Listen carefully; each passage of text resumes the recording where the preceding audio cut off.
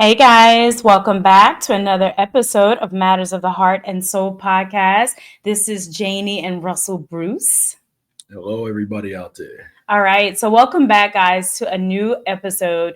Today we're talking about communication in relationships. So we're going to jump right on in. We're going to talk about communication, why it's important, different communication styles, how communication varies between men and women, and what are some things that we could do, some skills that we could do to communicate better so that we can have better relationships, better communication in our relationships.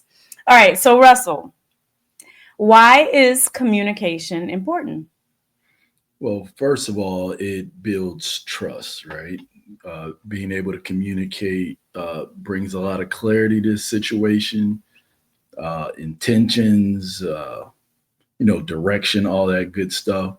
I actually seen something the other day. It was saying that a man that's not a good communicator is not going to be a good leader because part of being a good leader is communicating. So, all right. All right, so we're going to talk about 5 different things, all right, on why communication in relationships is important. So Russell kind of touched on one of them on the first one. The first one we have is direction and purpose.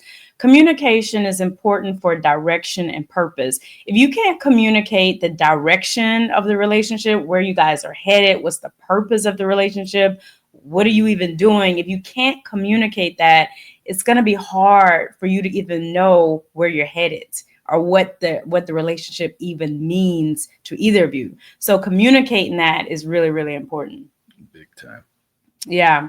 All right. And so you also mentioned the second one that I have is building trust. Okay. I think this is a huge one. In order to build trust, you have to talk. You have to talk about it. We cannot assume anything in relationships. You can't assume how people feel. You can't even assume, maybe what you said was even taken the right way. You have to actually clarify what you mean, clarify what you say, so that the trust can be built. Okay, that's so, so important. You have anything to add to that? Yeah, and I'm gonna share some of the things that we did early on. We communicated a lot about our past, like our upbringing, like what type of environment we grew up in, relationships, all that stuff, right? And we found out that we had so much in common, and it just made it so much easier to communicate because there was a certain level of understanding. So it brought a lot of clarity and focus. Yeah. And if you think about it, trust is being able to trust someone. The only way and trust is built over time. But in order to trust someone, you have to be able to communicate with them. All right. Communicate the good things, the bad things, the ugly things, the pretty things, even the things that you want to keep hidden and tucked under the rug. Those are the things that you have to learn to communicate, because that is how you can build trust in the relationship, even loyalty, all of that. So communication is important for building trust. All right. So the third thing we have on our list is that communication, it helps in healthy conflict resolution. Okay. You have to be able to deal with conflict. It's going to happen. It's inevitable. You're not always going to see eye to eye. You're not always going to be on the same page. So in order to have healthy conflict resolution, you have to be able to communicate. You want to add anything? Yeah, so that's key. Like simple things within that, like learning how to talk to someone and not at them. Mm-hmm. Because sometimes it's not the words that you say, it's the way that you say it to someone. And other things like, even if you disagree with someone, don't dismiss them. Mm-hmm. It's like you could understand why they feel some kind of way. That doesn't mean you totally agree, but let them know that you do understand why they feel the way they do, and then explain what your intentions were, or what really happened. And then hopefully that way, I think that way you at least still have them. And one thing I always say is the person is more important than you being right. Yeah. So if it's somebody that you love, you're trying to build something with, they're more important than you being right. So it's all about being tactful, skillful, and understanding. Yeah. Agreed. So healthy conflict resolution. Okay. The fourth thing, and why communication is important, is that it strengthens intimacy. All right. If you can't communicate your needs, your desires, your wants, even your dislikes, it's going to be hard to maintain intimacy, especially over the long haul. So communication strengthens intimacy. Got to be able to communicate that. Big time. So and it's every everything is really communication, right? Like if one of us lost the ability to speak, then it's like we would have to pick up on things like body language. And we're going to talk about all that. Yeah, yeah. Yeah. So okay, The types. Yeah. let you go to that. Yeah. So the fifth reason, okay, why communication is important in relationships is that it's essential for connection. All right. And the success of your long term relationship. Okay. If you are in it for the long term, communication, your communication skills have to be, up there, because that is going to be so dependent on how successful your relationship is. Everything in your relationship is communication. All right. So that's so important. Anything you want to add to that? Yeah, and it's a lot of people may have a better relationship with their car than their significant other. Yeah. I think we should study each other. Like you study your car, like when it needs an oil change or it's not running the way it should run, that it needs something, right? And I think we should study one another in that same manner, especially if you want it to work. Yep. All right. So those are like 5 key things and why communication is important in relationships. Okay. So now we're going to move on to the types of communication and just kind of give a little bit of examples and how to maneuver through that. All right. So we have verbal, nonverbal, and energetic. All right. Types of communication. So of course, we know what verbal is. That is using your words. All right. Um, Using your words is so important. So sometimes people don't even have a large vocabulary to use, right? So if you're one of those people, I highly recommend, expanding your vocabulary. Reading does that. If you read, you'll expand the vocabulary that you could use. But communication is so important to use your words. Communication breaks down because people just don't even know what word to say. It's like they have it in their mind, but they can't verbalize it. It can't come out. And that is so important to use your words. I'm sitting there, I'm thinking of a book I used to have, and it was dealing with that. Freakonomics, I think the name of it was. I haven't And heard that one. yeah, and it tied, say, income to someone's name, like your name, and also to your vocabulary. Those with broader vocabularies tend to make more money.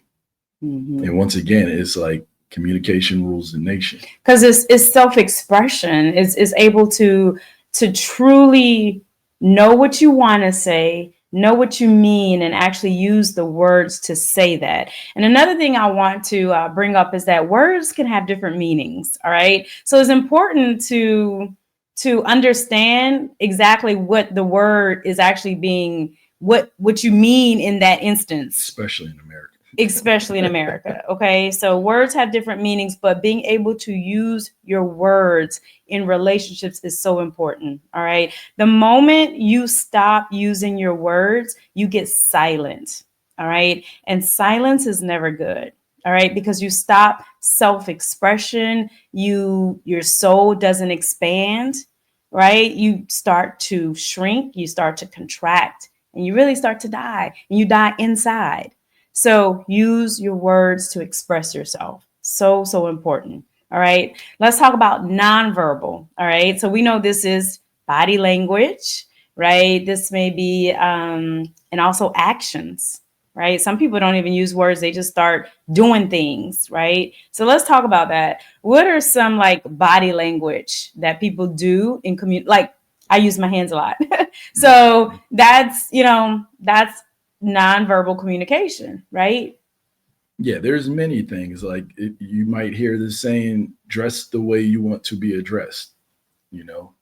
Um, and that could go many different ways. Yeah. Like somebody gave an example before, like if I wanted to walk in a park and be dressed up like a policeman and someone's in trouble or whatever, and they come running to me and I'm like, oh, no, no, I'm just dressed like this, right? Mm-hmm. Or say a woman dressing provocative and a man approaches her thinking, It's communication. yeah. Yeah. So it's like you're communicating, and especially like with the youth today, I try to stress that to them that the way they dress, like they may try to mimic, their hip hop or R&B superstar that might want to have this little rough thug image, but it's like and you're copying that, and that's not who you are, but people are perceiving you that way based upon the way you're dressed. Is communication. So, what about in relationships, like closed off? Like, sometimes crossing your arms, it lets people think that you're not interested, you're not open to communication.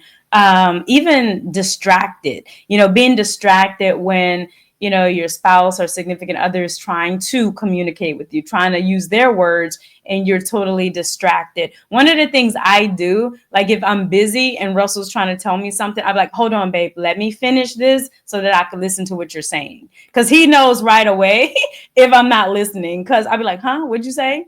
So I try to say, hold on, let me finish what I'm doing so that I could give you my full attention so that I could hear what you're saying. So try not to be distracted. What about eye contact?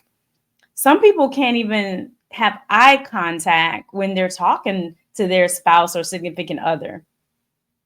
Or people in Or general. people in general, but we're talking about Yeah, relationships. So, exactly. yeah. And that could be for different reasons. It could be a lack of confidence, a lack of truth, but like back to what you were saying a second ago, you're trying to have a serious conversation Mm-hmm. with your significant other, and they're doing this the whole time you're talking to them.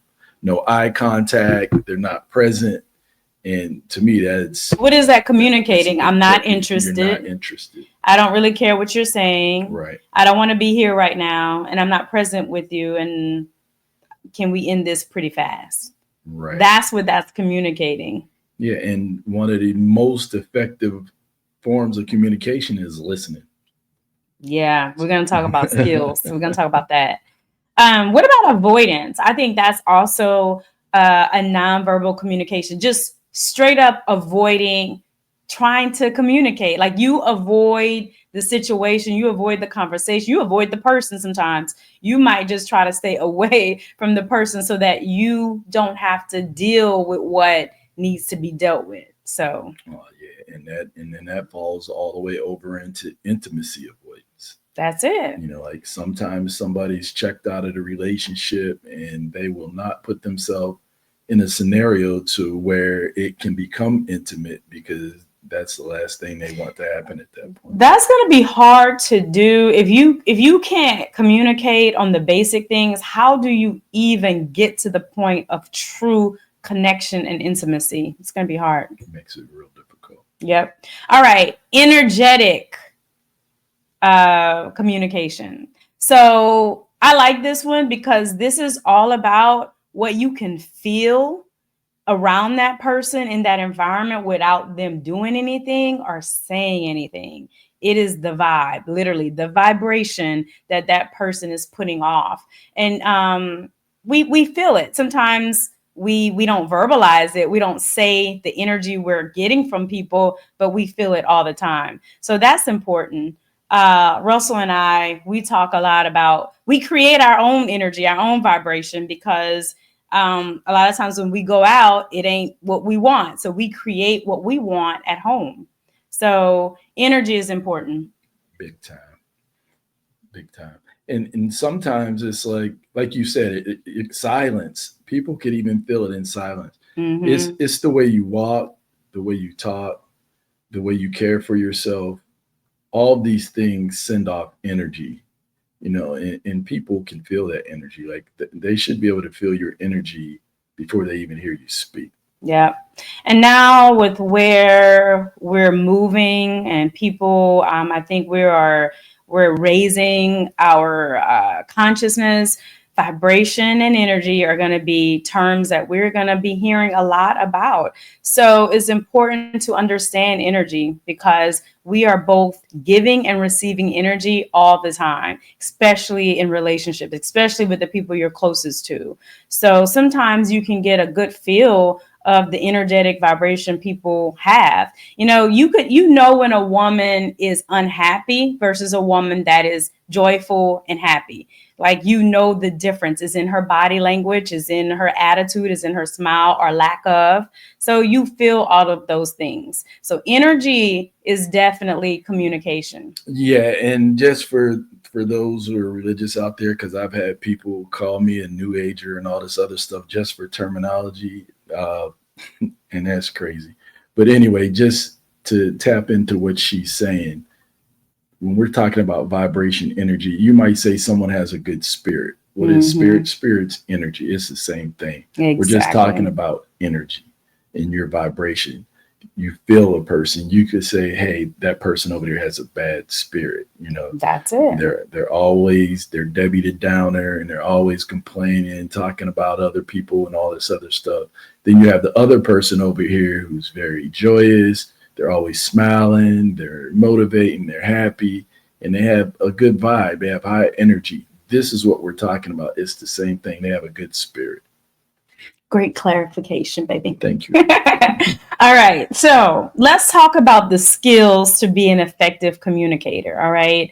I think no matter who you are, being an effective communicator is so important. This will help you not only in relationships, but in job interviews. All right. Just when you're kind of getting out there, especially as teenagers, some teenagers are shy. They're kind of getting out for the first time out, not with their parents. So they're learning how to communicate. This is so important. Okay. But the truth is, all things are relationships. They don't always have to be romantic. Relationships are between children and parents, is between, work relationships, business relationships. Everything is really relationship. So communication is important. So the first one you actually mentioned earlier is being a good listener, and listen to understand, not to respond, but truly listening to understand what that person is saying. That's real talk. Yep. That's real talk. Because so many times you speak to people, they're cutting you off, and you could even ask them if they understand what you're talking about. They didn't even hear what you said.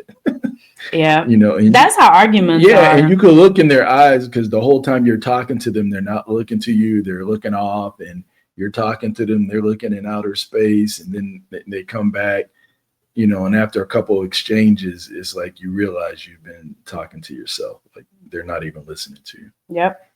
All right. Being an observer. That's really important in being a great communicator, because when you are an observant person, you're present. All right.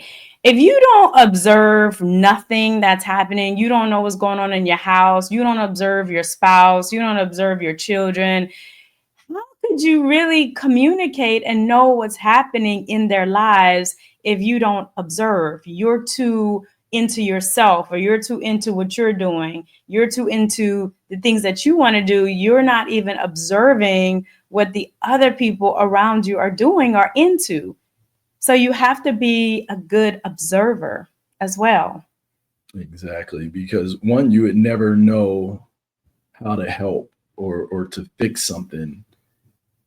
It could be broken and you're standing somewhere where you could see it, like, physically or mentally or whatever. But those type things. Then also within relationships, we've touched on this before. As a man, I need to study my woman and observe her cycle, because she's in different emotional states during different times of the month. And I need to know how to maneuver in order to assist her and also for me to get the best out of her, right? So Yeah, that's those true. type things. And vice versa. Like you should know when your spouse is stressed, you know, when they're not their self. You should know when something's bothering them. If you ask them, hey, is everything okay? And they're like, yeah, everything's okay. But you know that something's not okay. So you have to press into that. All of that requires observing and studying, like Russell says, studying your significant other, even your children, you know, anybody you're in a relationship with, even if you have good friends and your coworkers with them, you know, you should know the people you spend the most time with, but you have to be observant. And then when we observe things that we know aren't quite right, we have to use our words to verbalize it. We shouldn't be silent in it. Yeah. And we also have a philosophy of see a need, fix a need. Yeah, Because sometimes we'll see something needs to be done that the other one normally takes care of, but you can see that they're tied up, either with work or with children or what have you. And the other one just steps in and takes over. And that form of communication breeds appreciation, which exactly. breeds a lot of other positive stuff, right? Exactly. You're not just sitting there letting your spouse or significant other just sink. You're going to jump in and help because you are observing. You see what their needs are. So, um, and then we mentioned this before, but being able to express yourself, that is a skill. That is a real skill. Yeah. And that's really what separates us from the beast of the field is our ability to express. And when we lose it, we become just physical, like a man. I think I talked about this before on another podcast. Like when he's angry, if he's not able to verbally you know, or through affection or whatever to express himself, sometimes it breeds frustration and that could turn into physical stuff, not so much with significant other. You may get into it with somebody else or what have you. But also lost my thought. But yeah, you know what I mean. Yeah, you were talking about men, Yeah, okay, just kind yeah. of getting physical. I think you is where you Right, were going. right, because they've lost their ability to express. So Mm-hmm. they're no different than the beast of the field. So it's like Mm-hmm. if you look those people who are able to tap, say, more into the right side of the brain, they could either write something out or Conflict express it, resolution. through Mm-hmm. poetry, through song, through all these different things. They're emotionally intelligent, right? Mm-hmm. So that part, being able to express themselves Yeah. versus just showing a level of frustration. So that's important. And being able to express yourself leads me to my next point is that you have to have a level of authenticity with yourself and you have to have a level of transparency with yourself. Okay? If you're not authentic, you're not going to be able to truly express yourself. It's going to be fake. You know, it's going to be the imposter syndrome and you're going to be out of alignment because what you're saying doesn't truly align with what you feel or what you think or what you're doing. So you're out of Right. alignment. So that brings me to communication. Being an effective communicator is being authentic, walking in your authentic self and expressing that fully and being transparent with that. Yeah, be who you say you are. I have even if I don't like somebody, I could respect them for being consistent in being who they said they are. That's true. So it's like there's no surprises. Now I can decide whether or not I'm going to deal with you or how I'm going to deal with you. Exactly. So Yeah. So the next skill is being honest. All right. Being an effective communicator requires honesty. And this is so important because everything, and I mean everything, can be said in truth and in honesty. It's just how we say it. And we're going to talk about tone and volume and all that. But honesty is so important to be an effective communicator. All right. All of that kind of goes hand in hand, authenticity and being transparent, but being honest. Like, if you can't be honest with yourself, you can't speak honesty. You can't speak truth. That's facts. And like they say, is they'll say that message was heartfelt, right? So if you're speaking from the heart, it's received with the heart, right? Mm-hmm. And That's normally when right. a person is living authentically and they're speaking from the heart, you feel it, right? And if they're sitting there doing these mental gymnastics, trying to Yeah. be deceitful or what have you, you feel that as well Yeah.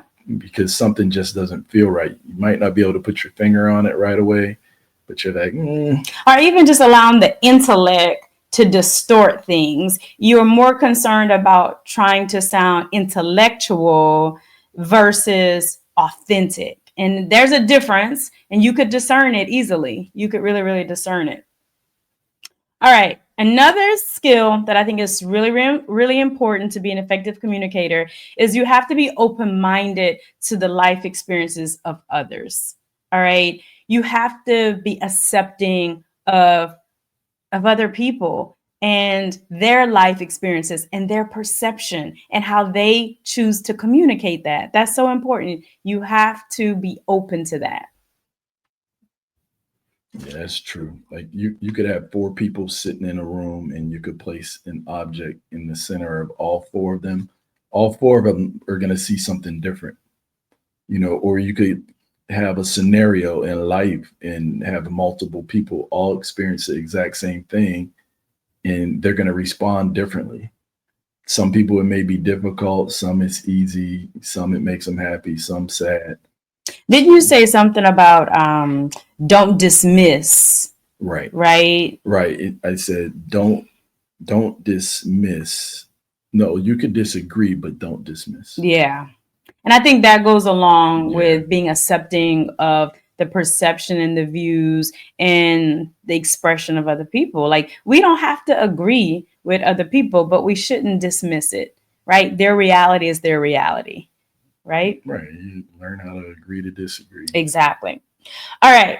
Differences between men and women in communicating. So, Russell, we're going to go with you.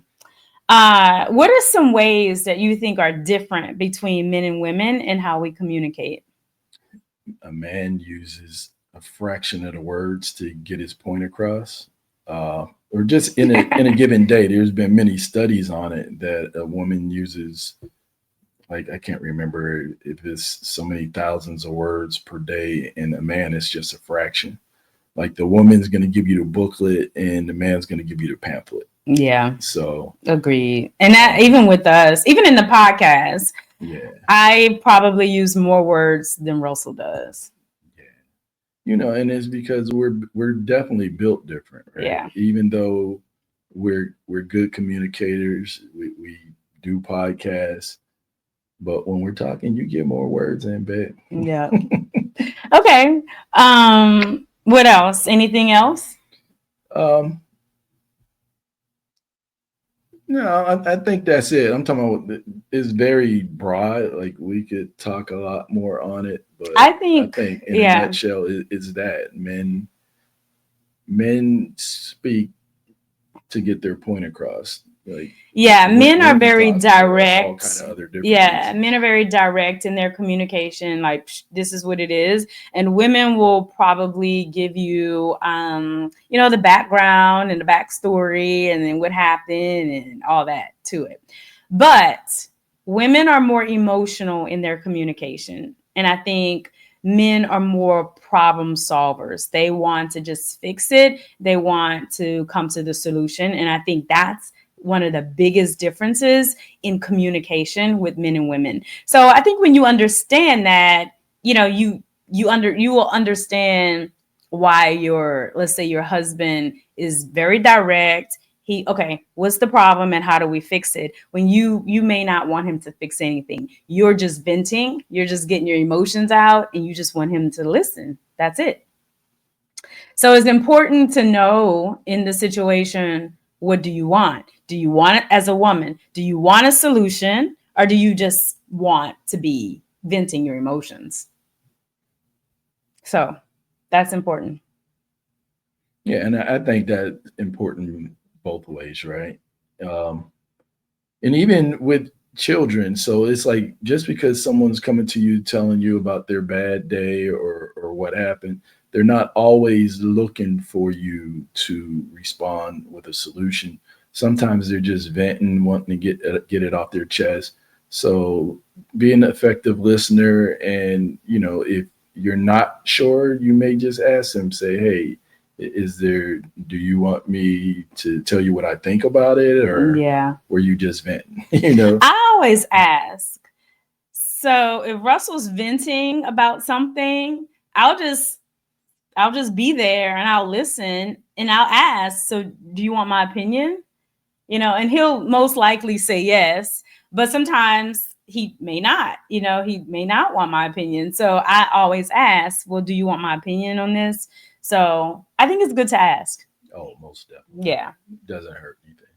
All right. So let's talk about improving. Okay. How do we improve our communication relationships? And we want to talk about tone, volume, and um, expressions. All right. Posture, facial expressions, all of that.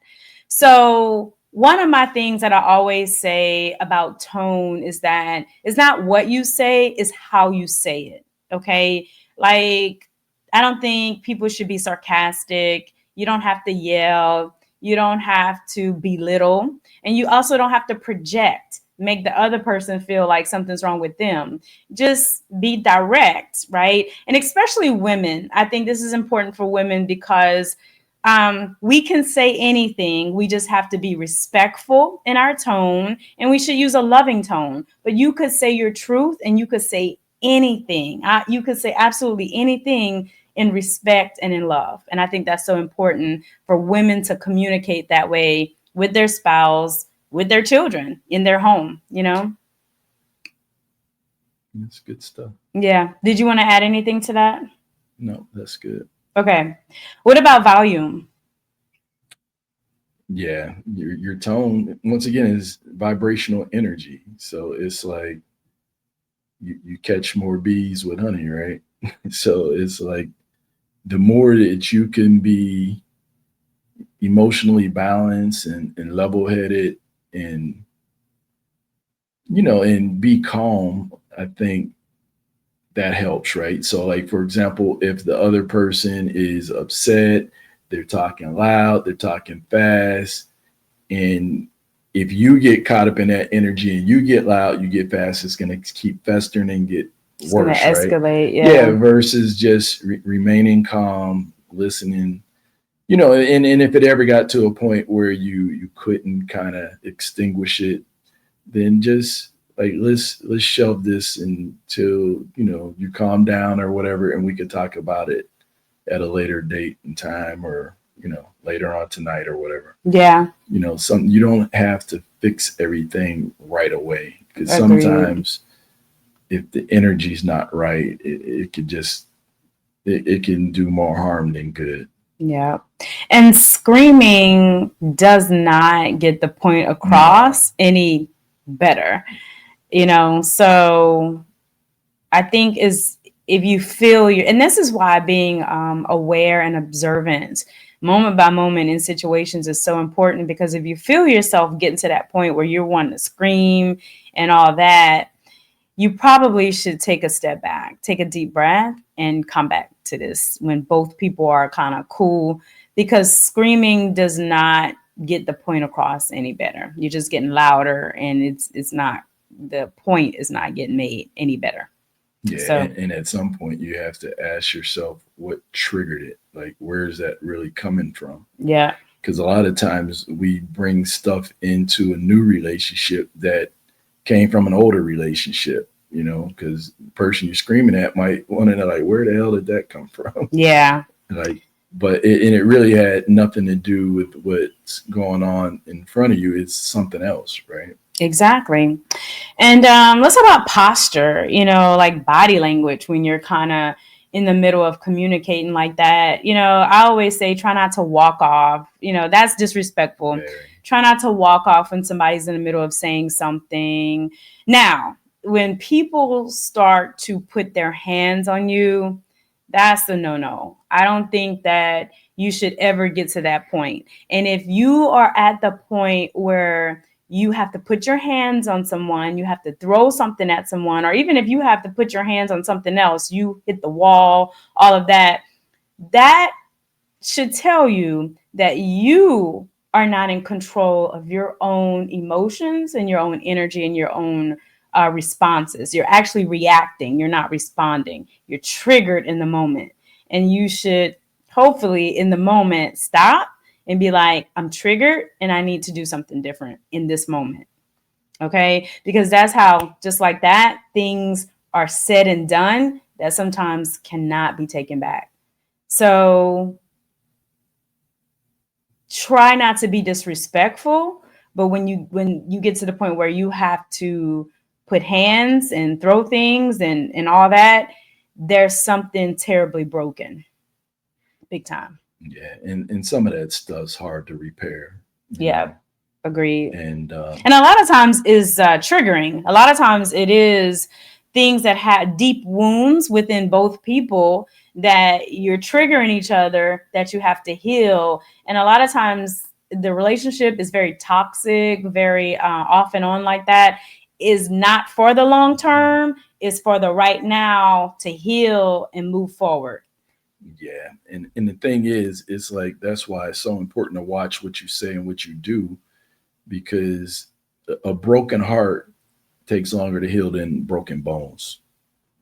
So Yeah, that's you true. could really You could do some harm, yeah, damage. you could do serious damage, and just saying I'm sorry all the time isn't gonna fix all this stuff. So people might forgive, but they never forget.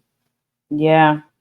And it's not worth it. It's not No, worth it in the heat of triggering and emotions and all that. It's just not worth it because some things you cannot.